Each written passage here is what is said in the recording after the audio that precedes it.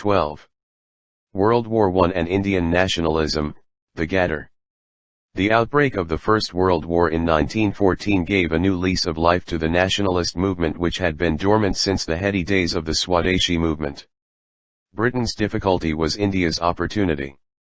This opportunity was seized, in different ways and with varying success, by the Ghadar revolutionaries based in North America and by Lokmanya Tilak, Annie Besant, and their Home Rule Leagues in India. The Ghadarites attempted a violent overthrow of British rule, while the Home Rule Leaguers launched a nationwide agitation for securing Home Rule or Swaraj. The west coast of North America had, since 1904, become home to a steadily increasing number of Punjabi immigrants. Many of these were land-hungry peasants from the crowded areas of Punjab, especially the Jalandhar and Hoshiarpur districts, in search of some means of survival. Some of them came straight from their villages in Punjab while others had emigrated earlier to seek employment in various places in the Far East, in the Malay states, and in Fiji. Many among them were ex-soldiers whose service in the British Indian Army had taken them to distant lands and made them aware of the opportunities to be had there. Pushed out from their homes by economic hardship and lured by the prospect of building a new and prosperous life for themselves and their kin, they pawned their belongings, mortgaged or sold their land, and set out for the promised lands. The welcome that awaited the travel-weary immigrants in Canada and the USA was, however, not what they had expected. Many were refused entry, especially those who came straight from their villages and did not know Western ways and manners. Those who were allowed to stay not only had to face racial contempt but also the brunt of the hostility of the white labor force and unions who resented the competition they offered. Agitations against the entry of the Indians were launched by Native American laborers, and these were supported by politicians looking for the popular vote. Meanwhile, the Secretary of State for India had his own reasons for urging restrictions on immigration. For one, he believed that the terms of close familiarity of Indians with whites which would inevitably take place in America was not good for British prestige. It was by prestige alone that India was held and not by force. Further, he was worried that the immigrants would get contaminated by socialist ideas, and that the racial discrimination to which they were bound to be subjected would become the source of nationalist agitation in India. 1. The combined pressure resulted in an effective restriction on Indian immigration into Canada in 1908. Tarak Nath Das, an Indian student, and one of the first leaders of the Indian community in North America to start a paper, called Free Hindustan, realized that while the British government was keen on Indians going to Fiji to work as laborers for British planters, it did not want them to go to North America where they might be infected by ideas of liberty. The discriminatory policies of the host countries soon resulted in a flurry of political activity among Indian nationalists. As early as 1907, Ramnath Puri, a political exile on the west coast, issued a circular Riazadai, Circular of Liberty, in which he also pledged support to the Swadeshi movement. Tarak Nath Das in Vancouver started the Free Hindustan and adopted a very militant nationalist tone. G.D. Kumar set up a Swadesh Savak home in Vancouver on the lines of the India House in London and also began to bring out a Gurmukhi paper called Swadesh Savak which advocated social reform and also asked Indian troops to rise in revolt against the British. In 1910, Tarak Nath Das and G.D. Kumar, by now forced out of Vancouver, set up the United India House in Seattle in the U.S., where every Saturday they lectured to a group of 25 Indian laborers. Close links also developed between the United India House group, consisting mainly of radical nationalist students, and the Khalsa Divan Society, and in 1913 they decided to send a deputation to meet the Colonial Secretary in London and the Viceroy and other officials in India.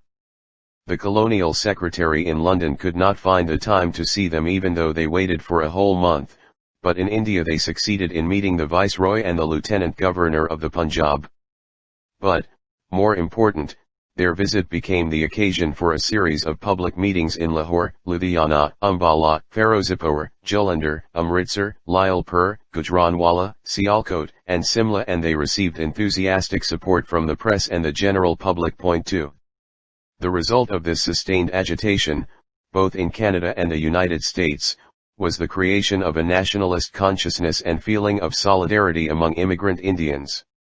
Their inability to get the government of India or the British government to intercede on their behalf regarding immigration restrictions and other disabilities, such as those imposed by the Alien Land Law, which practically prohibited Indians from owning land in the U.S., led to an impatience and a mood of discontent which blossomed into a revolutionary movement.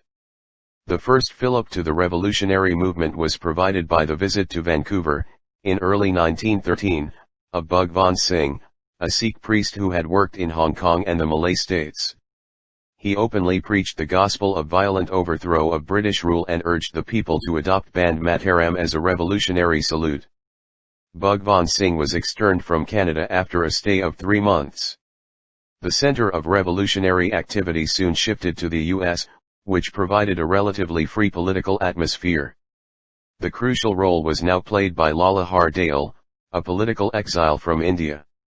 Hardale arrived in California in April 1911, taught briefly at Stanford University, and soon immersed himself in political activity. During the summer of 1912, he concentrated mainly on delivering lectures on the anarchist and syndicalist movements to various American groups of intellectuals, radicals, and workers, and did not show much interest in the problems that were agitating the immigrant Indian community. But the bomb attack on Lord Hardinge, the Viceroy of India, in Delhi on December 23, 1912, excited his imagination and roused the dormant Indian revolutionary in him. His faith in the possibility of a revolutionary overthrow of the British regime in India was renewed, and he issued a Ghadar circular praising the attack on the Viceroy. Meanwhile, the Indians on the west coast of the US had been in search of a leader and had even thought of inviting Ajit Singh, who had become famous in the agitation in Punjab in 1907. But Hardale was already there and, after December 1912, showed himself willing to play an active political role. Soon the Hindi Association was set up in Portland in May 1913. At the very first meeting of the association, held in the house of Kangshi Ram, and attended among others by Bhai Parmanand, Sohan Singh Bucknott, and Harnam Singh Tundalat, Hardale set forth his plan of action: do not fight the Americans, but use the freedom that is available in the US to fight the British. You will never be treated as equals by the Americans until you are free in your own land. The root cause of Indian poverty and degradation is British rule, and it must be overthrown, not by petitions but by armed revolt. Carry this message to the masses and to the soldiers in the Indian Army. Go to India in large numbers and enlist their support. Hardale's ideas found immediate acceptance. A working committee was set up and the decision was taken to start a weekly paper, the Gadar, for free circulation, and to set up a headquarters called Ghadar Ashram in San Francisco. A series of meetings held in different towns and centers, and finally a representatives meeting in Astoria confirmed and approved the decisions of the first meeting at Portland. The Gadar movement had begun. The Gadar militants immediately began an extensive propaganda campaign. They toured extensively, visiting mills and farms where most of the Punjabi immigrant labor worked. The Ghadar Ashram became the home and headquarters and refuge of these political workers. On November 1, 1913, the first issue of Gadar, in Urdu, was published, and on December 9, the Gurmukhi edition. The name of the paper left no doubts as to its aim. Gadar meant revolt. And if any doubt remained, they were to be dispelled by the captions on the masthead. Angrezi Raj ka Dushman, or an enemy of British rule. On the front page of each issue was a feature titled Angrezi Raj ka Chitha, or an expose of British rule. This chitha consisted of 14 points enumerating the harmful effects of British rule, including the drain of wealth, the low per capita income of Indians, the high land tax, the contrast between the low expenditure on health and the high expenditure on the military, the destruction of Indian arts and industries, the recurrence of famines and plague that killed millions of Indians, the use of Indian taxpayers' money for wars in Afghanistan, Burma, Egypt, Persia, and China, the British policy of promoting discord in the Indian states to extend their own influence, the discriminatory lenient treatment given to Englishmen who were guilty of killing Indians or dishonouring Indian women, the policy of helping Christian missionaries with money raised from Hindus and Muslims, the effort to foment discord between Hindus and Muslims, in sum, the entire critique of British rule that had been formulated by the Indian national movement was summarized and presented every week to Gadar. Readers. The last 2 points of the Chitha suggested the solution. 1. The Indian population numbers 7 crores in the Indian states and 24 crores in British India, while there are only 79,614 officers and soldiers and 38,948 volunteers who are Englishmen. 2. 56 years have lapsed since the revolt of 1857, now there is urgent need for a second 1.3. Besides the powerful simplicity of the Chitha, the message was also conveyed by serializing Savarkar's The Indian War of Independence 1857. The Gadar also contained references to the contributions of Lokmanya Tilak, Sri Aurobindo, V.D. Savarkar, Madam Kama, Shyamji Krishnavarma, Ajit Singh, and Sufi Ambaprasad, as well as highlights of the daring deeds of the Anushalan Samitai, the Ghadar group and the Russian secret societies. Point 4. But, perhaps, the most powerful impact was made by the poems that appeared in the Gadar, soon collected and published as Gadar Digunjay and distributed free of cost. These poems were marked as much by their secular tone as by their revolutionary zeal, as the following extract demonstrates. 5. Hindus, Sikhs, Pathans, and Muslims. Pay attention, yet all people in the army. Our country has been plundered by the British. We have to wage a war against them. We do not need pundits and quasis. We do not want to get our ship sunk. The time of worship is over now. It is time to take up the sword. The Gadar was circulated widely among Indians in North America, and within a few months it had reached groups settled in the Philippines, Hong Kong, China, the Malay states, Singapore, Trinidad, the Honduras, and of course, India. It evoked an unprecedented response, becoming the subject of lively discussion and debate. The poems it carried were recited at gatherings of Punjabi immigrants, and were soon popular everywhere. Unsurprisingly, the Gadar succeeded, in a very brief time, in changing the self-image of the Punjabi immigrant from that of a loyal soldier of the British Raj to that of a rebel whose only aim was to destroy the British hold on his motherland. The Gadar consciously made the Punjabi aware of his loyalist past, made him feel ashamed of it, and challenged him to atone for it in the name of his earlier tradition of resistance to oppression. 6. Why do you disgrace the name of Singhs? How come? You have forgotten the majesty of lions. Had the like of Dip Singh been alive today, how could the Singhs have been taunted? People say that the Singhs are no good. Why did you turn the tides during the Delhi mutiny? Cry aloud. Let us kill the whites. Why do you sit quiet, shamelessly? Let the earth give way so we may drown. To what good were these 30 crores born? The message went home, and ardent young militants began thirsting for action. Hardale himself was surprised by the intensity of the response. He had, on occasion, spoken in terms of 10 years or some years when asked how long it would take to organize the revolution in India. But those who read the heady exhortations of the Gadar were too impatient, and 10 years seemed a long time. Finally, in 1914, 3 events influenced the course of the Gadar movement: the arrest and escape of Hardale, the Komagata Mardi incident, and the outbreak of the First World War. Hardale was arrested on March 25, 1914 on the stated ground of his anarchist activities, though everybody suspected that the British government had much to do with it. Released on bail, he used the opportunity to slip out of the country. With that, his active association with the Gadar movement came to an abrupt end. Meanwhile, in March 1914, the ship, Kamagata had begun its fateful voyage to Canada. Canada had for some years imposed very strict restrictions on Indian immigration by means of a law that forbade entry to all, except those who made a continuous journey from India. This measure had proved effective because there were no shipping lines that offered such a route.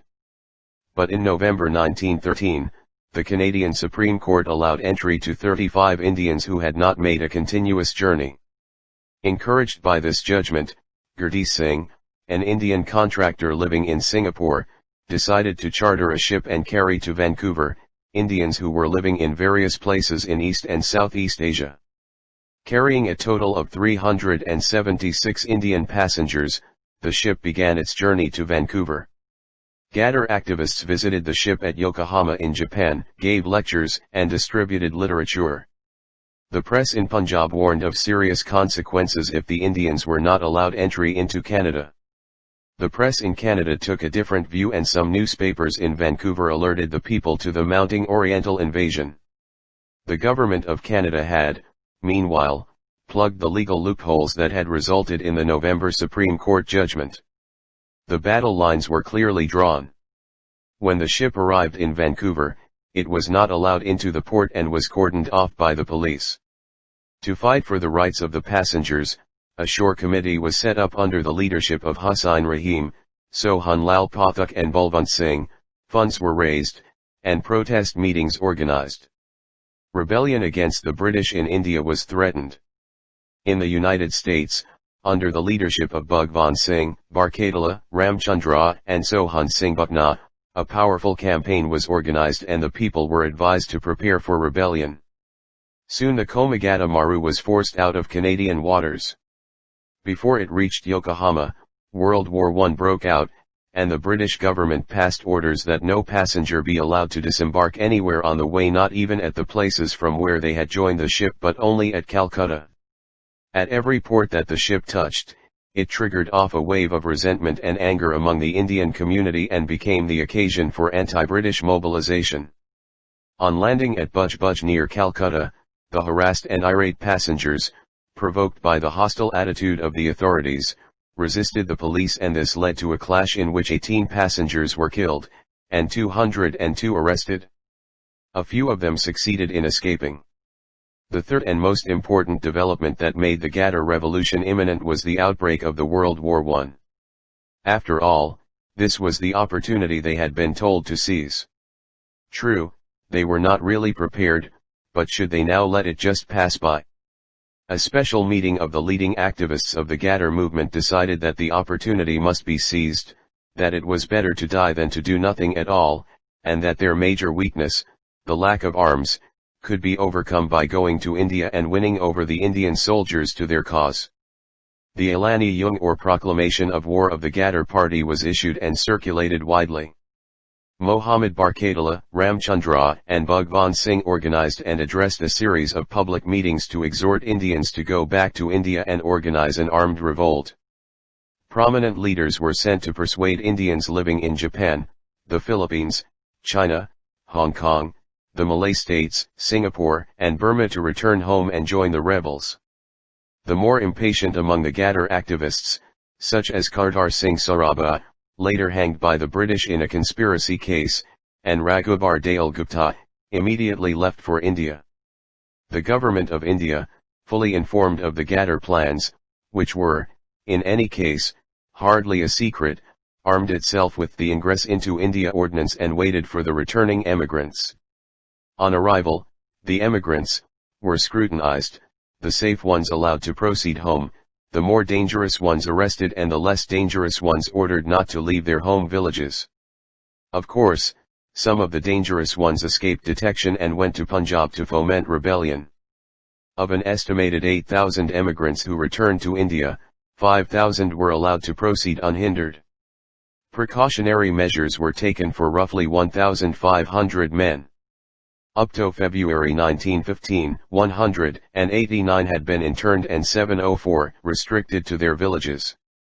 Many who came via Colombo and South India succeeded in reaching Punjab without being found out. But Punjab in 1914 was very different from what the Ghadarites had been led to expect. They found the Punjabis were in no mood to join the romantic adventure of the Ghadar. The militants from abroad tried their best, they toured the villages, addressed gatherings at melas and festivals, all to no avail. The chief Khalsa Divan, proclaiming its loyalty to the sovereign, declared them to be fallen Sikhs and criminals, and helped the government to track them down. 7. Frustrated and disillusioned with the attitude of the civilian population, the Gadarites turned their attention to the army and made a number of naive attempts in November 1914 to get the army units to mutiny. But the lack of an organized leadership and central command frustrated all the Gadar's efforts. Frantically, the Ghadar made an attempt to find a leader. Bengali revolutionaries were contacted, and through the efforts of Sachindranath Sanyal and Vishnu Ganesh Pingle, Rash Bihari Bose, the Bengali revolutionary who had become famous by his daring attack on Hardinga, the viceroy, finally arrived in Punjab in mid-January 1915 to assume leadership of the revolt. Bose established a semblance of an organization and sent out men to contact army units in different centers, from Bannu in the northwest frontier to Faizabad and Lucknow in the UP, and report back by February 11, 1915. The emissaries returned with optimistic reports, and the date for the mutiny was set first for 21 and then for February 19. But the Criminal Investigation Department, CID, had succeeded in penetrating the organization, from the very highest level down, and the government succeeded in taking effective preemptive measures. Most of the leaders were arrested, though Bose escaped. For all practical purposes, the Ghadar movement was crushed. But the government did not stop there. In what was perhaps the most repressive action experienced by the national movement this far, conspiracy trials were held in Punjab and Mandalay. 45 revolutionaries were sentenced to death and over 200 to long terms of imprisonment. An entire generation of the nationalist leadership of Punjab was, thus, politically beheaded. Some Indian revolutionaries who were operating from Berlin, and who had links with the Ghadar leader Ramchandra in America, continued, with German help, to make attempts to organize a mutiny among Indian troops stationed abroad. Raja Mahendra Pratap and Barkatala tried to enlist the help of the Amir of Afghanistan and even, hopefully, set up a provisional government in Kabul, but these and other attempts failed to record any significant success. It appeared that violent opposition to British rule was fated to fail. Should we, therefore, conclude that the Gadarites fought in vain? Or that, because they could not drive out the British, their movement was a failure? Both these conclusions are not necessarily correct, because the success or failure of a political movement is not always to be measured in terms of its achievement of stated objectives. By that measure, all the major national struggles, whether of 1920 to 22, 1930 to 34, or 1942, would have to be classified as failures, since none of them culminated in Indian independence. But if success and failure are to be measured in terms of the deepening of nationalist consciousness, the evolution and testing of new strategies and methods of struggle, the creation of tradition of resistance, of secularism, of democracy, and of egalitarianism, then, the Gadarites certainly contributed their share to the struggle for India's freedom. Ironic though it may seem, it was in the realm of ideology that Gadar's success was the greatest. Through the earlier papers, but most of all through the Ghadar itself, the entire nationalist critique of colonialism, which was the most solid and abiding contribution of the moderate nationalists, was carried, in a powerful and simple form, to the mass of Indian immigrants, many of whom were poor workers and agricultural laborers. This huge propaganda effort motivated and educated an entire generation. Though a majority of the leaders of the Ghadar movement, and most of the participants, were drawn from among the Sikhs, the ideology that was created and spread through the Gadar and Gadar Digunjay and other publications was strongly secular in tone. Concern with religion was seen as petty and narrow-minded, and unworthy of revolutionaries. That this was not mere brave talk is seen by the ease with which leaders belonging to different religions and regions were accepted by the movement. Lala Hardayal was a Hindu, and so were Ramchandra and many others. Barkatala was a Muslim and Rash Bihari Bose a Hindu and a Bengali. But perhaps much more important, the Gadarites consciously set out to create a secular consciousness among the Punjabis.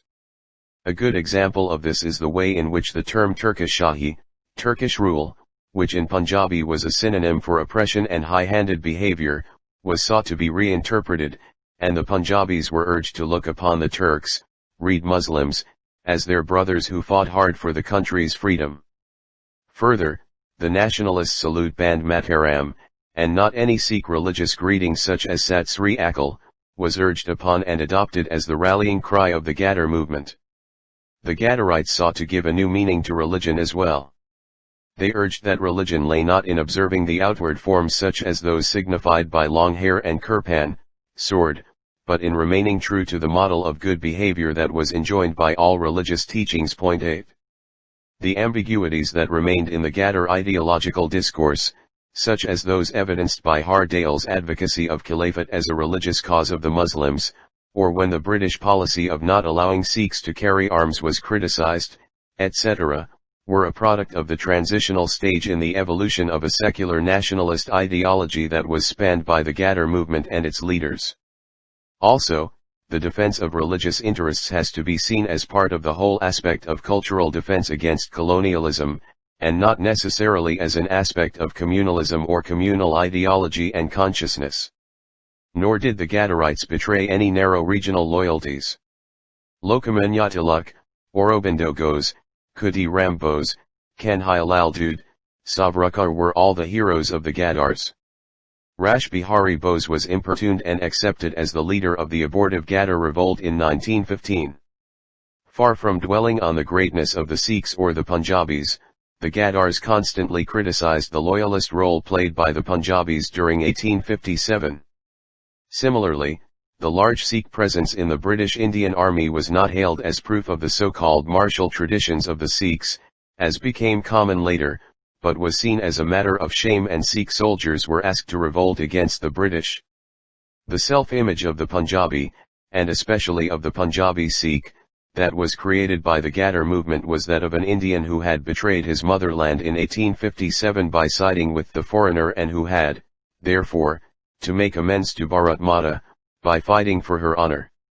In the words of Sohan Singh Bucknah, who later became a major peasant and communist leader, we were not Sikhs or Punjabis. Our religion was patriotism. 9. Another marked feature of Ghadar ideology was its democratic and egalitarian content. It was clearly stated by the Ghadarites that their objective was the establishment of an independent Republic of India. Also, deeply influenced as he was by anarchist and syndicalist movements, and even by socialist ideas, Hardale imparted to the movement an egalitarian ideology. Perhaps this facilitated the transformation of many Ghadarites into peasant leaders and communists in the 20s and 30s.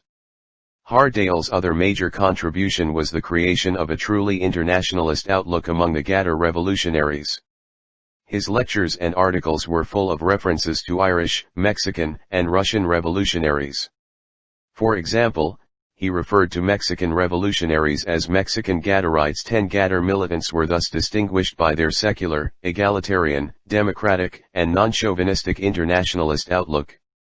This does not, however, mean that the Ghadar movement did not suffer from any weaknesses. The major weakness of the Ghadar leaders was that they completely underestimated the extent and amount of preparation at every level: organizational, ideological, strategic, tactical, financial that was necessary before an attempt at an armed revolt could be organized. Taken by surprise by the outbreak of the war and roused to a fever pitch by the Komagata Maru episode, they sounded the bugles of war without examining the state of their army. They forgot that to mobilize a few thousand discontented immigrant Indians, who were already in a highly charged emotional state because of the racial discrimination they suffered at the hands of white foreigners, was very different from the stupendous task of mobilizing and motivating lakhs of peasants and soldiers in India. They underestimated the strength of the British in India, both their armed and organizational might as well as the ideological foundations of their rule, and led themselves to imagine that all that the masses of India lacked was a call to revolt, which, once given, would strike a fatal blow to the tottering structure of British rule.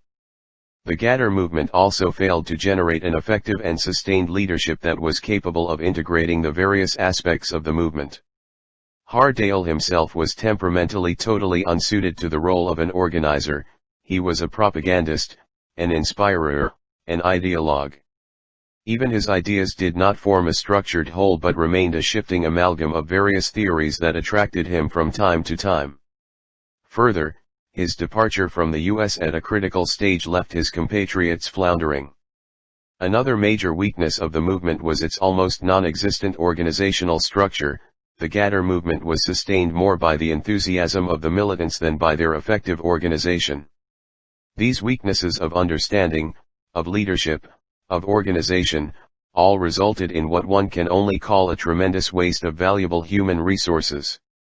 If we recall that 40 Gadarites were sentenced to be hanged and over 200 given long terms of imprisonment, we can well realize that the particular romantic adventure of 1914-15 resulted in the beheading of an entire generation of secular nationalist leadership, who could perhaps have, if they had remained politically effective, given an entirely different political complexion to Punjab in the following years. They would certainly have given their strong secular moorings, acted as a bulwark against the growth of communal tendencies that were to raise their heads in later years. That this is not just wild speculation is seen from the fact that, in the late 20s and 30s, the few surviving Gadarites helped lay the foundations of a secular national and peasant movement in Punjab.